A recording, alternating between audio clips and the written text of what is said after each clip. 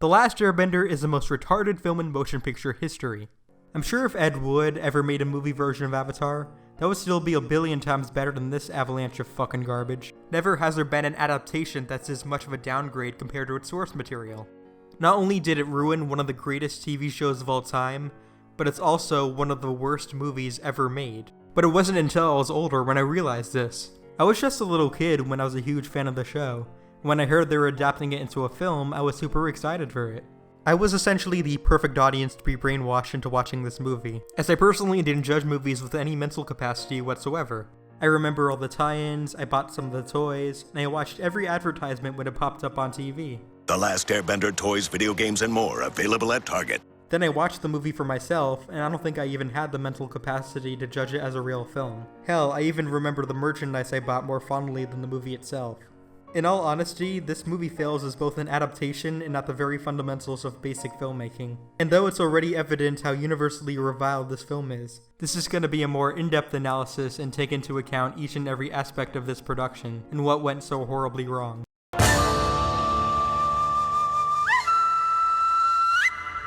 Director M. Night Shyamalan has a pretty sloppy track record when it comes to the quality of his output. He was once renowned for becoming the next Steven Spielberg and had 2 great movies at the peak of his career, but after that, he kind of devolved into making a series of ill-advised and incoherent piles of garbage. He seriously turned his own name from box office gold to the stench of death.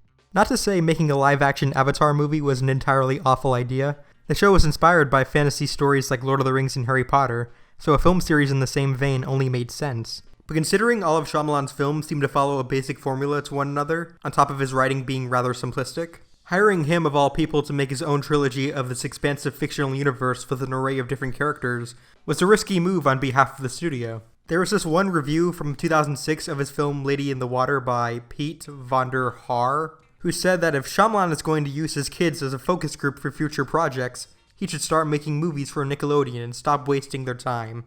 Ironically, just a few months later, they announced that Shyamalan would be making a movie based on the Nickelodeon cartoon. Brad Grey, who was the former CEO of Paramount Pictures, the company who produced this movie, acknowledged Shyamalan's inconsistent career, but were confident that he could pull off such a large-scale project because they were counting on him to make another successful franchise. Now, I will say, for all of Shyamalan's faults, that he didn't seem completely dispassionate about the project going in. He first became interested in adapting the series after his daughter wanted to buy the first season of the show on DVD. She hooked him on the show, and he began watching every episode with his wife and kids as a family event. So, Knight, how did you first learn about Avatar: The Last Airbender? Actually from my daughter, who's 7, and she was obsessed with this show, but I really didn't pay attention to what she was, obsessed about. We all had dinner, and the 4 of us watched it. The whole family sat down and watched it. We just kept watching the next episode, and we came up in the kitchen, and I opened the fridge up, and I said, this would make a great movie. And then everybody was like, yeah! So that's how it started. Even the creators of the show, Michael DiMartino and Brian Konietzko, at first seemed open to M. Night directing the adaptation. So how do you guys feel about a movie being made about your show? We're really excited. Brian and I have been working on this story and this series for about 5 years now, so to see it kind of go into this new realm of live action and the level of detail and to have you involved is very exciting. Either that or their agent was holding them at gunpoint behind the camera. One of M. Night's biggest decisions going in was how he wanted to make the film more serious and grounded in reality, so he essentially stripped away all the humor and joy from the show in favor of an overly serious and shallow reinterpretation. He apparently seemed to think the show was too childish, like he literally compares it to fucking Dora the Explorer of all things. Oh my, it was almost everything about it. I mean, the only thing that really didn't grab me was the very young tonality, but it's inherently was for little kids. And I think what was really interesting about the show is that it seemed like it was a misplaced show on that network, It started to have a kind of a cult following on the internet, and again, they had older guys and everybody, people that don't watch that network were starting to get involved in it. And what they thought they were making wasn't what they got. And it just evolved into this kind of cooler, Asian, martial arts, Shakespearean story that they were like, we're used to kind of having Dora the Explorer on here. And so I came and I said, I think it doesn't 100% fit your network, but I think it will be a slam dunk. So I guess his intent was to make this for a more quote-unquote mature audience. Well, joke's on you, because your supposedly adult version of the show has none of the depth that the series you claim is just for little kids has. Even if you wanted to make this some sort of large-scale epic like Lawrence of Arabia or Barry Lyndon, you didn't have to make it this fucking miserable.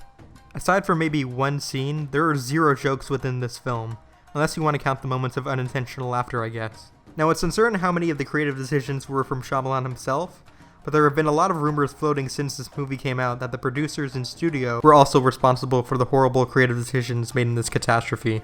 That's not to say he's innocent from any of this mess, but there are always going to be decisions that the director is incapable of controlling.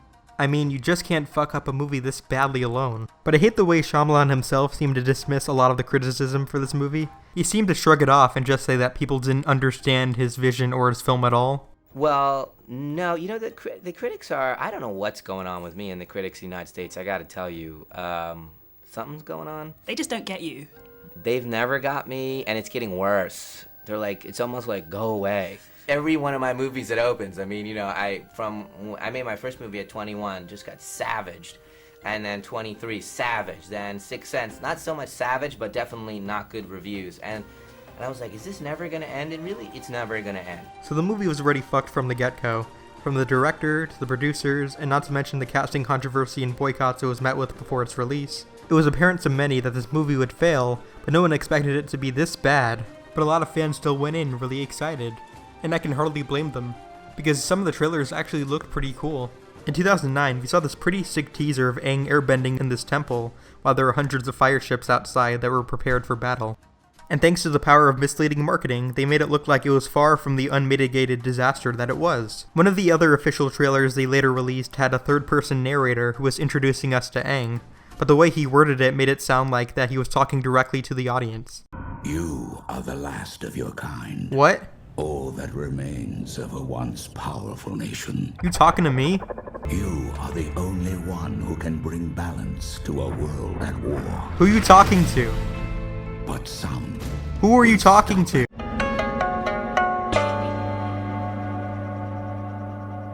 It's worth briefly addressing the casting controversy that was blasphemed by media commentators and fans before the movie even came out. In the series, it was clear that all the characters came from foreign backgrounds. A lot of them were Asian, Eskimo, and Japanese, but here most of them are white, except for the firebenders who were Indians for some reason.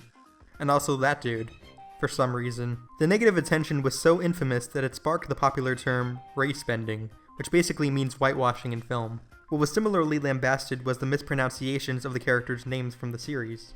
I'm Aang.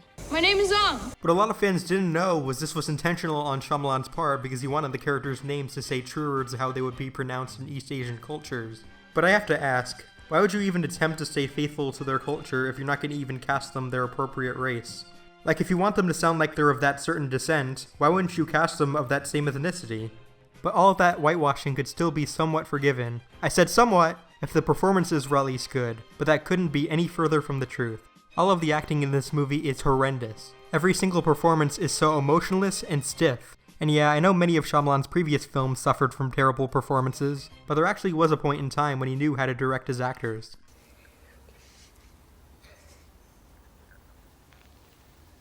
Now, kids in particular are pretty difficult to direct, I'll admit, but these are still some of the worst and most embarrassing performances I've ever seen. The main trio is probably the worst part of the movie, and that's saying a lot because there's a lot of shit acting in this film. So let's go over each integral character and their actor's performance. Noah Ringer is Aang. Ringer initially auditioned for the part because of his physical resemblance to the show's protagonist. He practiced Taekwondo years prior, and he shaved his head during martial arts training as a means of cooling himself off, which gave him the nickname Avatar by his friends. He reportedly attended acting school a month before filming started, and by golly, this kid clearly had no idea what he was supposed to be doing for the entire film. He looks physically terrified in about every scene. In the show, Aang was a joyful and free-spirited young boy who went about his days happily, but here he can't even crack a smile. Reports say that he had trouble dealing with all the green screen during filming, which likely led to him looking traumatized most of the time, especially that last shot. He was said to have been one of the only actors cast based on pure talent alone, which is the most credit I can give him, I guess. Nicola Peltz as Katara. There was a point when M. Night claimed that he refused to make this film without casting her in the role, like she was destined to play this character. There are other sources, however, that tell me that Nicola got the part because her father was a rich billionaire and CEO, and I guess seeing how Hollywood loves their nepotism, she was cast in the role despite her audition being subpar at best. So this is the girl that they were stuck with. And not only does she not look the part, but her performance comes across as really fake and forced. Katara was such a kind-hearted and agile person, and acted like a loving mother towards Aang. She was like the glue that sealed Team Avatar together during their roughest times. Here, she only gets the team into more trouble, and only makes their journey worse ironically. Jackson Rathbone as Sokka. So with Nicola Peltz cast as Katara, they had to cast a white dude who would look convincing as her older brother. He was a fan of the show and could have passed as a good comic relief based on his audition. That could have been until Shyamalan and his scummy-ass producers had their filthy hands all over the project, and all of his humor was removed. Every single ounce of character that he ever had from the original series has been stripped away in favor of a bland, overly stern pretty boy who looks confused at what he's supposed to be doing. Why does he look like he's about to cum his pants in every shot he's in? They do attempt some humor with him, and by that I mean some, but they're so poorly executed that they make me want to bang my head against the wall. And sometimes he talks so fast like he's played by fucking Jesse Eisenberg. I watched what side of the fin tracks are more indented. That shows you which direction they're going. I saw how long the drag skids are. That shows you how fast they're going. Dev Patel as Zuko. Okay, character and acting aside, what the fuck happened to his scar? In the series, that scar was basically imprinted on his face like you could actually see it. It gave him this real presence, like it was a part of who he was. Regardless of what he did, he couldn't run away from the tragedy in his past. So when his tragic backstory was revealed, we fully believed in every second of the painstaking effort he made to restore his honor. But now you have to look really close to even notice the scar at all. Zuko was easily one of the most sophisticated and interesting characters in the series, and had one of the best arcs of any TV show I've ever seen. And now he's just this buffoon, who acts so over the top at any given moment, to the point where it comes off as comical and unconvincing. Bring me all your elderly! Who are you? What's your name? This is a warship! Dev Patel watched parts of the show as he was filming Slumdog Millionaire to stay as true to the character and his performance as he could, but he seemed to confuse goofy and idiotic for vengeful and enraged. While we felt the character's anger and irritability in the show, we can't feel any of that fixation here because all of it feels needlessly forced. Some random guy as Iroh, or whoever played him, I don't fucking care anymore. All of the endearing attributes that made this character in the series so charming and beloved are non-existent here. He was honestly one of the most inspiring characters I've seen in any TV show. He's a fictional character, but a part of me wants to be a better person because of how lovable and compassionate he is. I guess he still kind of serves a similar purpose in this film, like he's some sort of father figure to Zuko, but it's not the same calm and undisturbed character that we knew before, and the dude's acting is complete ass. Not only does he have zero chemistry with Dev Patel, but it's hard to take him seriously most of the time. Like half the time he's trying to say something inspiring like "Our destinies are tied, Zuko," but there are points where his corny, over-the-top acting comes in the way of his character. And other times, I don't think he even knows what he's supposed to be doing. I will not be allowed to live in peace until I bring the Avatar to my father! Is that not clear to you? The guy from the Daily Night Show. You gotta be fucking kidding me. This is Commander Zhao. We went from this powerful commander and wants to be vengeful leader to this obnoxious moron who just vomits out exposition at every turn. Of anyone you could cast in this film, you cast the guy from The Daily Show? Regardless of how merciless you make this character seem, this actor can't overcome the stigma. And as ironic as it sounds, he might actually be the best actor in this movie. That's not to say he's good or anything, but he's like the only one in this film who doesn't act over the top or look scared every time he appears on screen. Hobo off the street as Firelord Ozai. This is Firelord Ozai, the nefarious redneck who's a force to be reckoned with. I don't think you could have chosen a worse portrayal. It's like they got this hobo off the street and got him a costume from Party City and said, "There you go, looks fine to me." Can you honestly picture this guy as the intimidating badass that we'll face against Aang by the end of our main hero's journey? I didn't think so. When they reveal Zuko's tragic backstory in this film when we learn how his father burned his face, you can't take it seriously at all.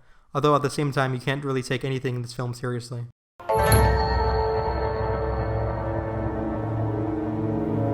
Before we cover ourselves in this elephant feces by dissecting the plot, I know there are going to be people accusing me of nitpicking for pointing out flaws in the writing and criticizing certain plot points, but I feel most of my complaints here are justified, as these plot holes or negatives are too egregious and glaring to overlook. So let's get right into it. After we see a god-awful live-action recreation of the opening intro with some horrible green screen and effects, seriously, what the fuck am I looking at? We're met with a boring-ass scroll crawl with the worst narration in film history. The four nations, water, earth, fire, and air nomads lived amongst each other in harmony. Compare this to the opening of the show where they're able to introduce us to this universe visually. This intro is the only semblance of direct exposition we're ever given, unlike this film where every plot point is literally explained or glossed over through Katara's horrible narration. Have you ever heard of the show don't tell rule of filmmaking, Mr. Shyamalan? Oh, and if you're as frustrated with the lack of visual representation as I am, it certainly won't be the last case scenario, no siree. We're introduced to Sokka and Katara as they get into a feud after Katara accidentally splashed some water on her brother. I'm sorry. Hey, I'm sorry. Hey. Why is Sokka being such a dick to Katara? Cause she splashed some water on him? He didn't even get fucking wet. So we're less than 5 minutes in and there's not a glimpse of good character development. Think back to the first couple of minutes of the pilot episode where they perfectly sum up everything about Sokka and Katara's personalities and their goals. Sokka is the arrogant comic relief, and Katara is a diligent, aspiring waterbender, which that last part is shown in this film just in the laziest way possible. So the two are off looking for food, and we know this from some of the worst dialogue ever written by a human being. In this time of war, food is scarce. My brother and I often go hunting for food, but unfortunately my brother isn't the best hunter in the world. They continue walking until they encounter a glowing object underneath them, break the ice, and a giant snowball comes from below. And while the giant ball is about to crack open, we abruptly cut to Zuko on a ship pointing this out to his uncle. Uncle, look! He just says, "Uncle, look," to a beam in the sky. I cannot fathom how befuddled people who haven't even seen the show would have been watching this part. You didn't even bother to introduce him and his desire to capture the Avatar beforehand? If you're trying to make it a surprise who this mysterious figure was to entice the audience, you could still emphasize who he is a little bit more by him saying, "Uncle, steer that direction. I must capture the Avatar." It's not hard at all. The duo discover Aang, and as soon as he awakens, they bombard him with a myriad of questions, like he's lying there half awake and they're relentlessly asking him, "Who are you? What's your name? Where'd you come from?" without realizing he can hardly process anything they're saying. What's your name? How did you get here? How did you get in the ice? And all of these questions could have been asked later on at the village where he was perfectly conscious, which they didn't. Appa, which is Aang's flying furry thing, flings his tail on top of Sokka, who proclaims that he's trying to eat him. He's trying to eat me! But you're under his rear end, so is he trying to eat you from his ass? They return him to their village, and Aang tells Katara how he got in the iceberg in a perfectly calm demeanor. Yeah, seriously, not once does he look back at that tragedy in which he was frozen in the iceberg in fear. He just shrugs it off like it's no big deal. This dickwad's personality is about as impassive as my Alexa. So the evil Fire Nation peoples arrive at the village and break into their homes and search for the Wait a minute. So you cast the two main characters white, but cast most of the Southern Water Tribe as Inuit? What the fuck is that? How much more brain dead can this movie be? Either that, or those scummy Hollywood producers didn't want to cast two of our main characters any other race than white. There's this one part during the invasion when Katara and Sokka's grandma is almost taken away, and Katara comes very close to bending some ice at one of the soldiers, willing to give away the fact that she's a bender, until her brother warns her to stop. That actually could have been a pretty emotional scene had it been well executed. So one of the firebenders breaks into a small tent and discovers Aang under his red hood.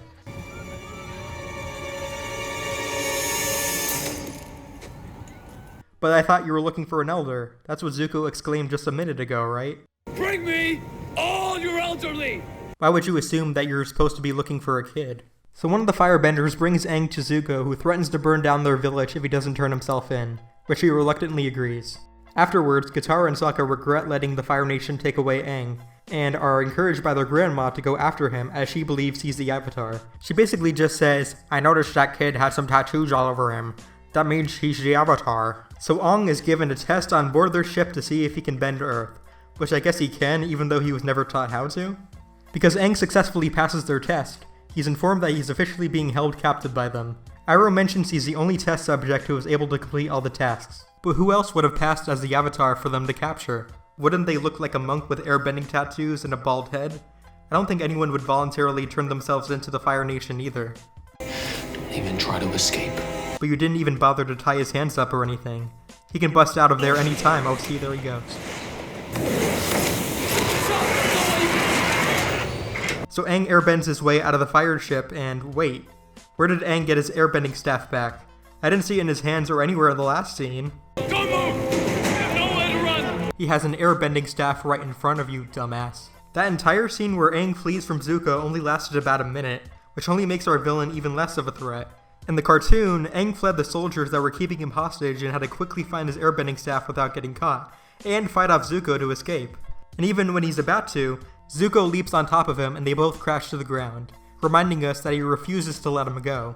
And he isn't able to escape until Katara and Sokka arrive on the scene to help him. In this film, he just kinda stands aside and lets him leave. So it's like, okay, but why are we supposed to give a shit? So Aang is flying away and Katara and Sokka just happen to be there waiting for him. He tells them that they need to go to the Southern Air Temple to meet his family. They immediately agree and they head their way there. And of course, what would this movie be without Katara spitting out exposition about one of the most important parts of the first season in just 30 seconds? How Aang ran away from home and got stuck in that iceberg. It's not like they could just show it visually in an impressively directed flashback. Nah, that would be too hard. So they go there and Aang finds out of the demise of his people from a century ago, and again, what could have been an emotionally powerful scene has been turned into a fucking joke.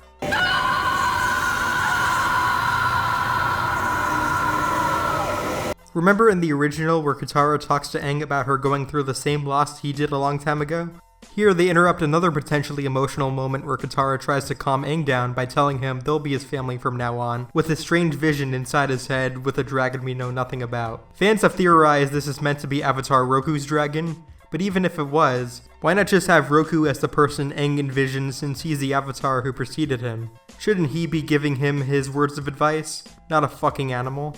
By the film's trailers, you could kind of infer that the narrator in them kind of sounded like Avatar Roku. That one trailer with the first-person narrator could have been Roku warning Aang of the path ahead of him, but I guess it wasn't. Aang finally snaps out of his dream, and this is by far one of the biggest mistakes this film has made. It was clearly established in the cartoon that the Avatar can only communicate with the spirits if they were in a form of meditation, but he seems to connect with them here in the middle of the Avatar state for no reason at all. We finally meet Commander Zhao, who spots Zuko's ship and decides to invite him and his uncle for brunch or whatever.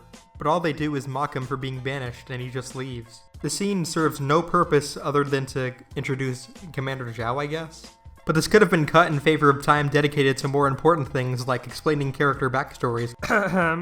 So Zuko goes outside, waiting for the director to tell him what to do while he stands there motionless and stiff. He waits there for about 20 seconds, and then he decides to punch some guys, and then he just leaves. We see Aang and his friends are talking in the forest about random nonsense until they meet this young girl who runs toward them for protection as this Fire Nation soldier approaches them to put her under arrest.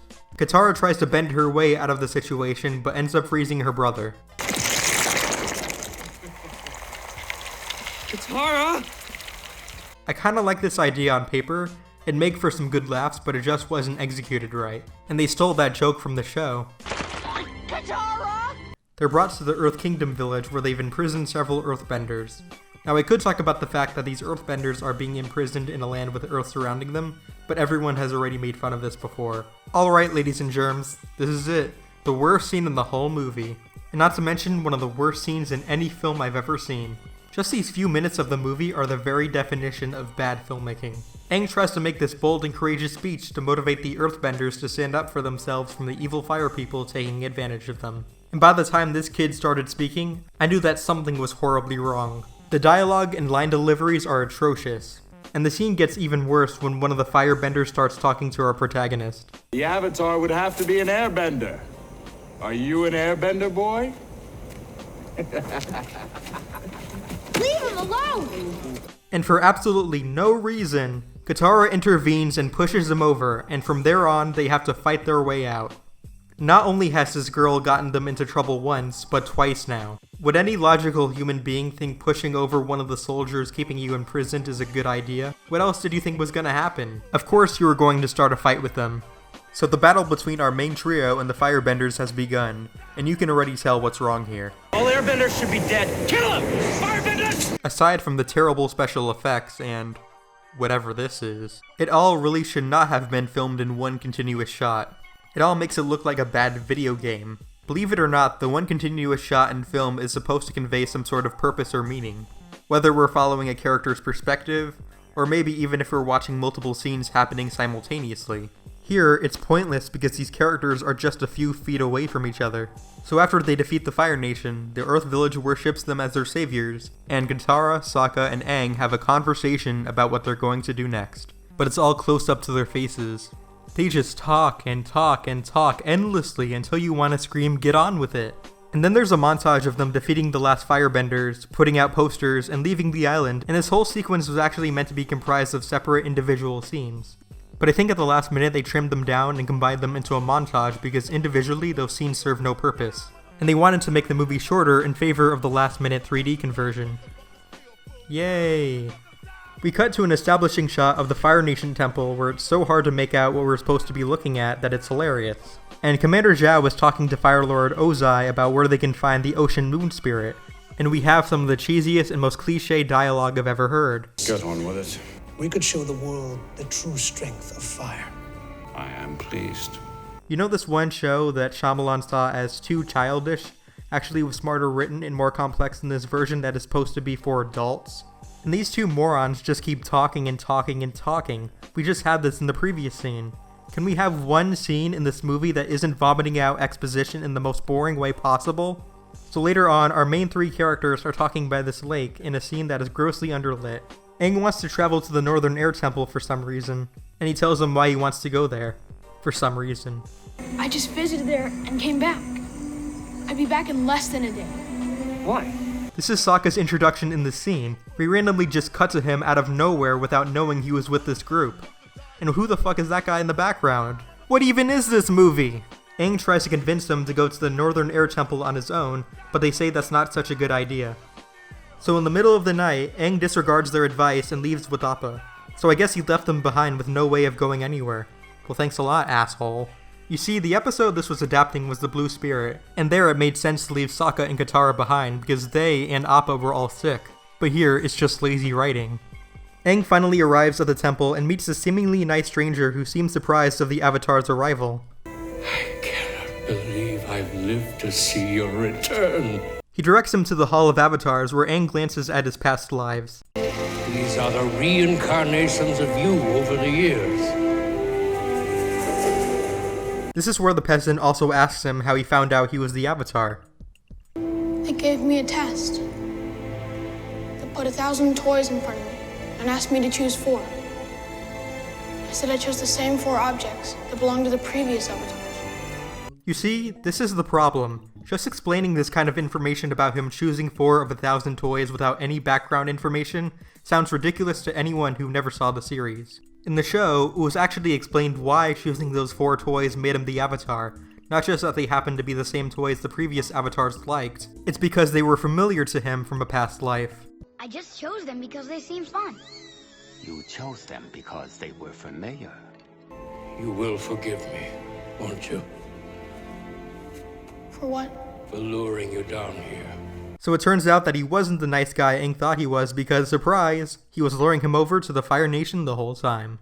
Lesson of the story, kids. Never talk to strangers. But how did these people even know he was coming to the Northern Air Temple? And when? Did you all just wait there for several weeks just hoping the Avatar would show up to capture him? If that's the job you were given by the Fire Lord, he must be more cruel than I thought. So Aang is locked away in need of someone to rescue him. We see a guy in a Halloween mask who is referred to as the Blue Spirit sneak to rescue him, but how does nobody notice the guy there? It's so easy to spot him. He finally reaches Aang in his hour of need, cuts his chains off, and they team up to flee from the Fire Nation. Then Commander Zhao discovers that the Avatars escaped. Fools.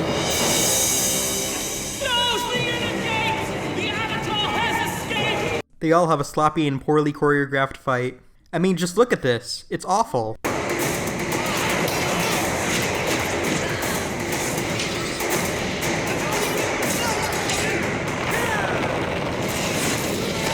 You might have noticed by now how awful the action scenes are in this movie. Usually with these big budget action movies, you need a director who's experienced with planning out elaborate set pieces. And the only other movie that Shyamalan directed in the action genre was Unbreakable. And even the action in that movie was pretty minimal and didn't come together until the last quarter of the movie. You can tell the filmmakers found it difficult to translate the bending aspect of the source material to reality, which is probably why most of the fighting in this film over-relies on crappy slow motion. Anyway, the Fire Nation soldiers try to kill Aang until Commander Zhao warns them not to because the Avatar cycle will continue and they'll have to search for the next Avatar all over again. You can tell this movie's exhausting the hell out of me. Do not kill the Avatar! He will just be reborn again. But this is actually one of the few motivations in this film that actually makes sense. It was never the Fire Nation's goal to kill the Avatar in the animated show, because they knew it would sabotage their victory over the world because they would have to search for the next one. So the Blue Spirit then threatens to kill Aang if the Fire Nation doesn't let them free, and they reluctantly agree so he doesn't kill the Avatar.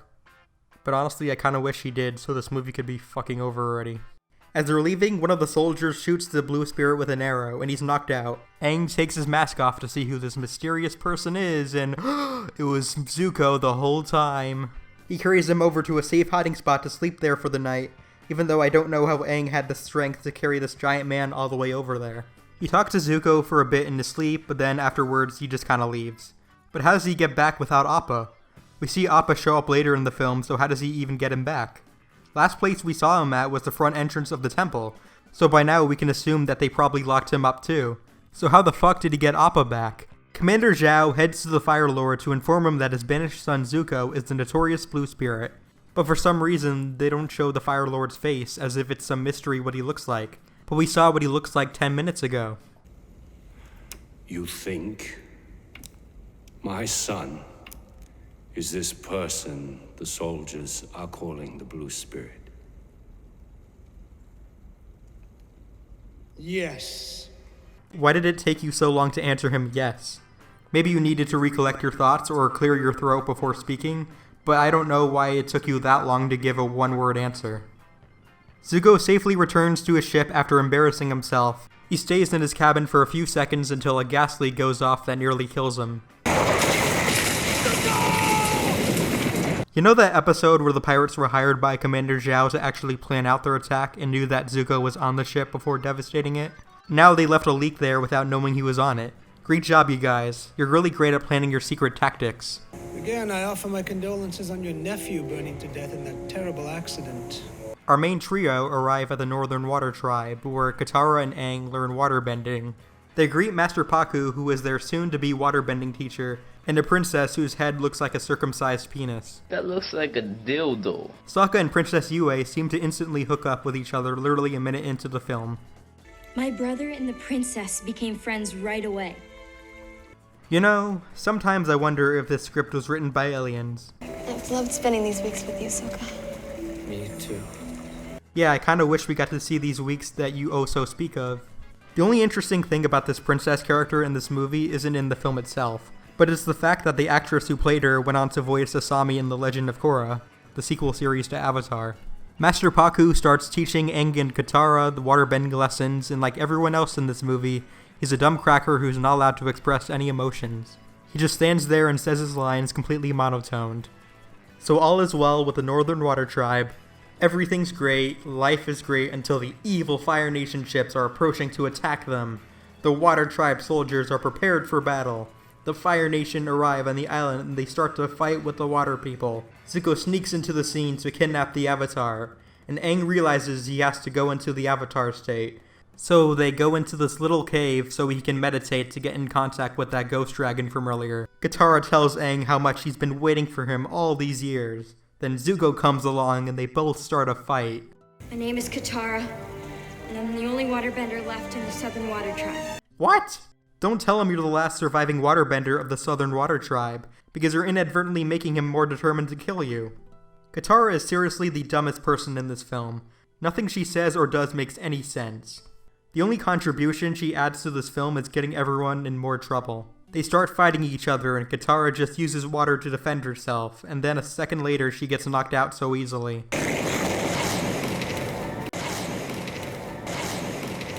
Remember in the show how she proved to be such a powerful waterbender? All that build-up that she had, finding her way to be treated the same as her male acquaintances, and that mastery she harnessed like no other person from her tribe, has been watered down to a fucking punching bag here. Zuko has Aang with him and he seeks to escape from the Northern Water Tribe, but he insists on waiting until it's the right time to leave because there is still a huge war from outside. He essentially explains this from the worst line of dialogue I've ever heard.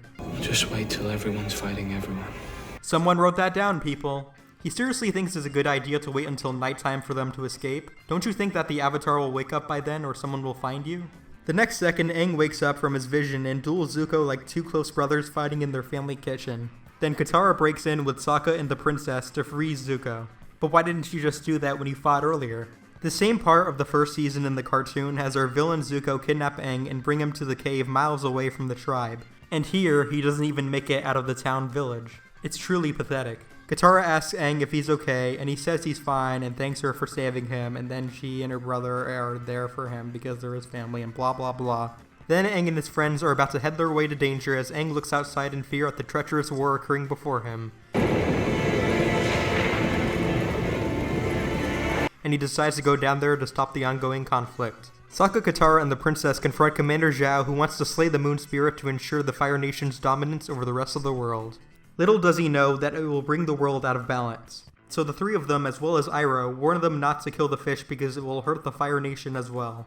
But Zhao says, "Fuck you all," and kills the fish anyway. Iroh screams, "No!" Princess Yue faints to the ground and Aang gets a huge migraine. That's okay, Aang. I get those all the time. You need some Motrin or something? Even though I understand why Aang was physically hurt by the moon being hurt or whatever, why does Yue get fucking knocked out unconscious when Aang just gets a headache?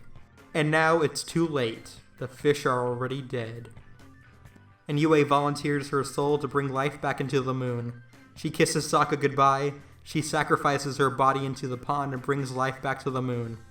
But there's no physical thing to protect the moon. All the moon power just seems to be in that water now. So if you take a sip of the water, does that mean you have moon spirit power? So everyone is in astonishment over the moon returning back to normal, and Commander Zhao makes the dumbest fucking face. Then a few random waterbenders confront him with the intention of taking him down, James Bond style. Remember in the Siege of the North Part 2, when Zuko and him are battling each other until a giant water monster comes through and is about to drown him to death? Zuko reaches his hand out trying to save him, but Commander Zhao resists, accepting his fate, leaving his death on a very haunting note. It was much more compelling than this movie where a bunch of random people we don't know drown him to death. And when their work is done, it looks like they're jogging out of frame. The fight between the Water Tribe and Fire Nation continues. Aang is looking for some way to win this war until he gets flashbacks to his family from a century ago and all the good times they had. And I'll say here that this is the only decent scene in this movie. The score by James Newton Howard is at its peak here. And I like the idea that Aang's arc in this film is failing to accept his position of being the Avatar by the other air nomads, and him looking back at it now with deep remorse. He raises this huge wave of water, and from here the music is becoming more and more palpable. He raises the water using his godlike powers for good to scare away the Fire Nation. The enemies retreat, and board their ships to sail away from the disaster. The Avatar saves the day, and the Northern Water Tribe is safe once again. And the Water Tribe soldiers shout victoriously, but I love how this one guy is raising his weapon to shout in excitement over their victory, but the other soldiers in the same shot are standing still and don't seem to know what they're supposed to be doing. Then what follows is one of the most dreadful parts of this film. Every townsfolk bows down to the Avatar as a way of worshipping him for saving them. And Aang reacts with the most terrified facial expression in the movie. There's no indication as to why he would feel this way. Did Mr. Shyamalan or the producers deliberately tell this kid, "Okay, we need you to look as terrified as you can. Give us the face of someone who just saw 9/11. This shot right here must have killed this kid's acting career. And just when you thought the movie was finally over, the Fire Lord tells her daughter to search for the Avatar to stop him from mastering the next two elements. Sozin's comet is returning in 3 years. Wait a minute, 3 years? In the show, Sozin's comet took place a year after Aang woke up in that iceberg. Why is such a huge gap here? Azula accepts her father's order, and she looks so fucking dumb in this costume. I feel bad for this lady because she thought she was going to be the big baddie in the next film just for it to never happen. So the movie's finally over, and I swear they invested more time and money into the silhouettes and the credits than the visual effects in the movie.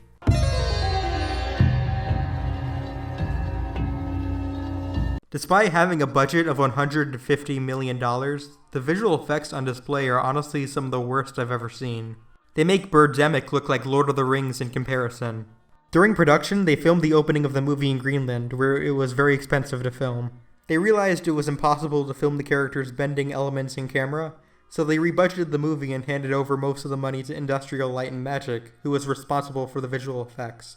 But because the studio slashed the budget, as a result we get CGI that looks unfinished or is outright absent in many scenes.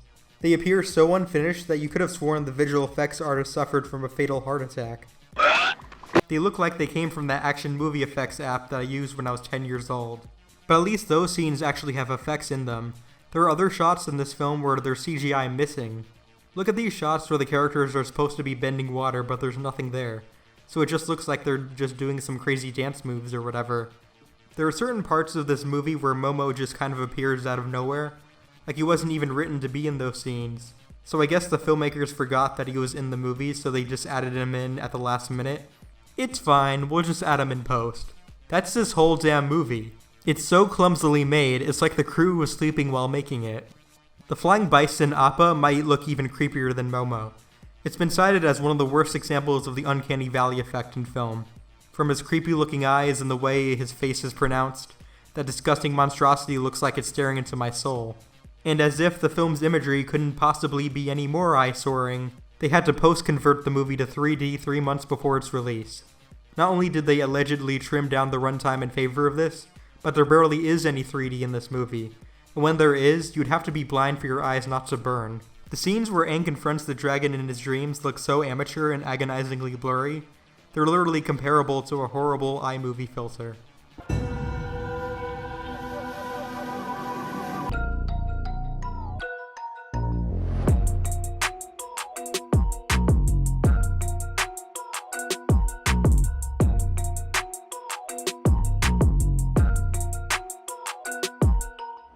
The Last Airbender is one of the worst movies I have seen all year. Terrible acting and laughable dialogue. Now, watching this, I fully understand why everybody's been shitting on M. Night Shyamalan. This is probably the most amateurish movie I've ever seen.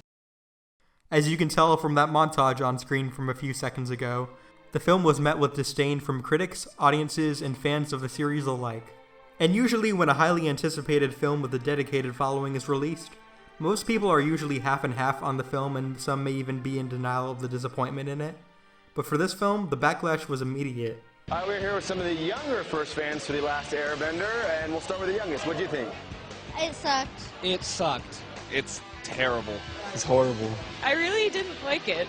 Pretty much, like, they skipped through the entire movie pretty much. They rushed the entire thing. Like, it didn't, explain things fully. The movie could have been as bad as it is right now, and if they had just called him Aang once! It was too rushed. They didn't have enough detail in it. They skipped a lot of things. The acting wasn't good. The characters really screwed up each other's names.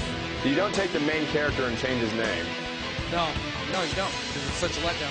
His name is Aang. I thought that it kind of sucked if you liked Avatar, the show. I don't actually think M. Night Shyamalan has ever even seen this show. I want my money back. Wow. And I actually wish I had my hair back, too. We recently saw the midnight premiere of Eclipse, and we're big fans of that, but I think this was definitely better than that. I should have gone and seen Twilight. Easy, guys. Easy. Let's take it down a notch. I don't want to diss it. It was bad. Don't go see it. I want to tear down M. Night Shyamalan. There was a young lady dressed as a Kyoshi warrior, and she has actually taken the costume off because she wasn't even in the movie.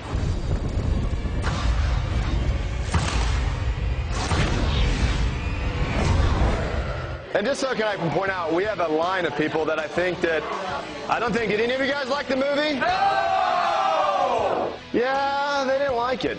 And the movie was a financial disappointment. Sure, it made its money back, but it likely wouldn't have if it weren't for foreign markets like China. But let's consider this. What if they did invest more money in finishing the visual effects and reshoots to improve the quality of the film? It actually would have turned out better. But that was never on the agenda of anyone who made this movie. What really mattered to them was creating a franchise first, not a good movie. To me, this is the E.T. for the Atari 2600 of film adaptations. A product that comes across as so rushed because its only sole purpose was to piggyback off of a trend that would already be dead in a few years' time. You know that famous Atari video game burial where thousands of unsold E.T. Atari cartridges were uncovered? The same can kind of be said for The Last Airbender. It's so hated and unwanted that I can literally find Blu-ray copies at my local dollar store for an incredibly low price. Because nobody fucking wants them. I don't consider myself one of those toxic fanboys who throws a hissy fit over everything. Why would you do this to Legend of Korra, creators? Creators, you are so dumb! My God, why would you do that to Legend of Korra? You messed it up! Korra kisses Asami, you messed it up, creators! I will never, ever watch Avatar again. How dare you! You ruined it! You ruined it! You ruined it! But even I think the backlash the movie received was justified. And unfortunately, Viacom does not seem to have learned their lesson, as they're currently working on another live-action adaptation in the form of a TV series for Netflix. The original creators were supposed to be showrunners for it, but they recently parted ways from the project due to creative differences. I mean, let's be honest, it seems like the only reason they were involved in the project in the first place was they knew that anyone else would screw it up. It sucks these guys keep getting thrown to the wayside by studios and people, because they're some of the most creative writers working today. What was it? Let me since you brought it up. Sure. I had forgotten about it. I assume that's okay. It's better. Yeah. I assume you guys had nothing to do with the movie. We had nothing to do. Well, I mean, we were dragged through. It's a long, horrible story.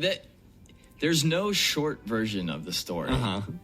But I've seen memes of me as a Dai Li agent from Avatar with the hypnotizing jet, and it says there was no movie or something. I don't know. And it's like, because we don't like to talk about it for a lot of reasons. A, we didn't want it to be done at all before anyone was attached. We didn't want. And then B, if it was going to be done, we wanted to do it, but they weren't going to let us. C, when they attached Night, we just thought, well, this is what we've been dealt. We'll offer help when it's asked of us. And if it's not, we'll stay out of the way. And in the beginning, it was more positive, and we offered help. But then,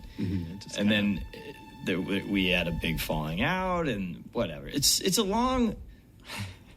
I mean, I would need like 2 weeks to tell you this story. And in the end, what do you get? A completely. The only thing that can be said, it was a wasted opportunity. Yeah. It was just a wasted opportunity. So what did we learn from all this?